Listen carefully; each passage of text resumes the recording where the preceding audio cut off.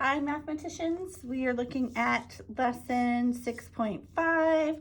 We're solving problems using percent. This is probably the most important work that you could do in mathematics. This is something that you're going to want to know as an adult, or even as a young adult, teenager, when you are getting good deals, so percentages off. So Lauren bought a jacket that was on sale. It was 60% off. She paid 40% of the original 75%.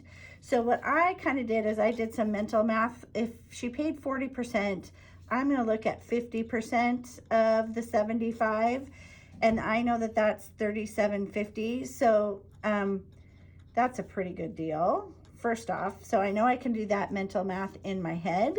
But let's try to figure out what she actually paid. And so you could do a double number line and figure out, that 20% is a nice $15, so 40% would be $30.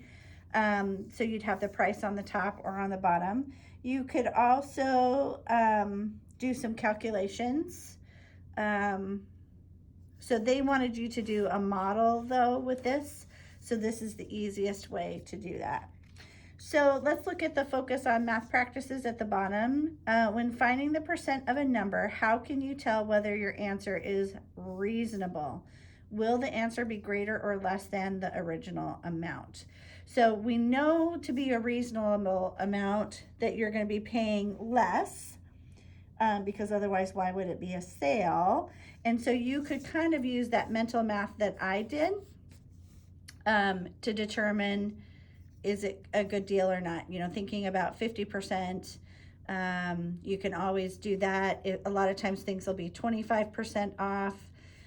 So you can do that quick mental math and go, hey, this is a good deal. I like this jacket. I want it.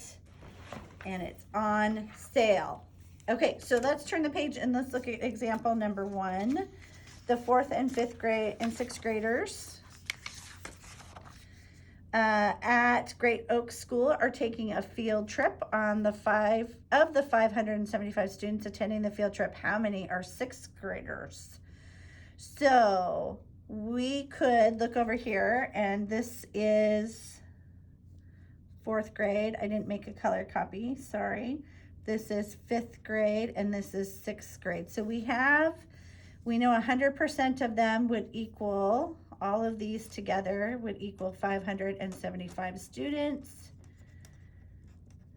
or 100% of the students. So you could do a double number line over here and try to, maneuver that. 575 is really close to that 600, so that's how they got here. And then thinking that a third, 2/3, so that's a pretty easy number. 36% is pretty darn close to that third, so that's a nice easy one. It's about 200 6th graders.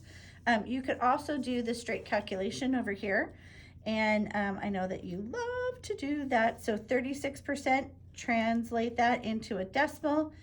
I'm finding 36% of 575. So that just means I'm doing 0.36 times 575, and that gives me 207. So do I know that 200 was a reasonable answer? Absolutely. So let's try this one. Suppose 68% of the students attending the field trip were boys. How can you use the double number line diagram above to find the number of boys and to check whether your answer is reasonable? And then you are going to have to convince me, in finding the percent of a number, what might you want to use the fraction form of the percent instead of the decimal form? Fraction form instead of the decimal form. So let's pause and you can answer both of those questions.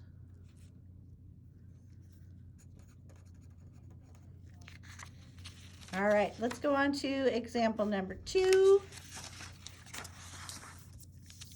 because I'm going to check your work on Edpuzzle.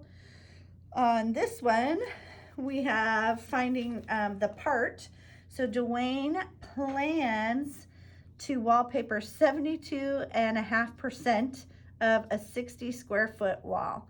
How many square feet of the wall does Dwayne plan to wallpaper? So 100% would be 60. And let's do some modeling here. You can use a double number line to write the equation. So we know that X is the 72.5% of 60. So look at that. If I just read that right here and I translate that into numbers, look at how that sounds. X represents 72.5% of 60. And now I can just do the calculation.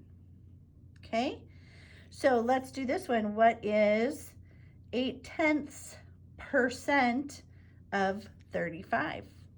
Go ahead and we'll pause and you can answer that. Welcome back. So I'm going to translate it just like I did up here. So X equals 0.008 of 35. And if I put that into my calculator, I get 0.028 or 28 hundredths. And that's how I could calculate that one.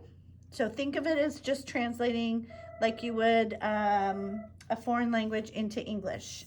So let's take a look at example 3.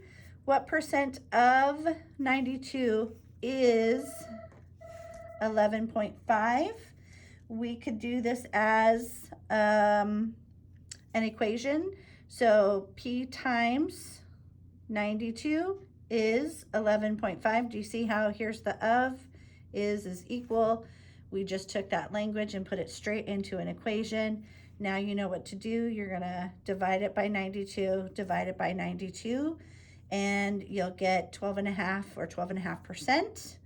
So 11.5 is 12.5% of 92. Okay, so let's try this one. What percent of 120 is 72? We know that of is this, and is the equal sign. So we're gonna pause here and have you try it. And we're back. So I know that P times 120 equals 72. I'm going to divide by 120. I'm going to divide by 120. Those are gone. My percent is 60%. So hopefully that makes sense. Now you're going to go and apply that with some problems. Have fun.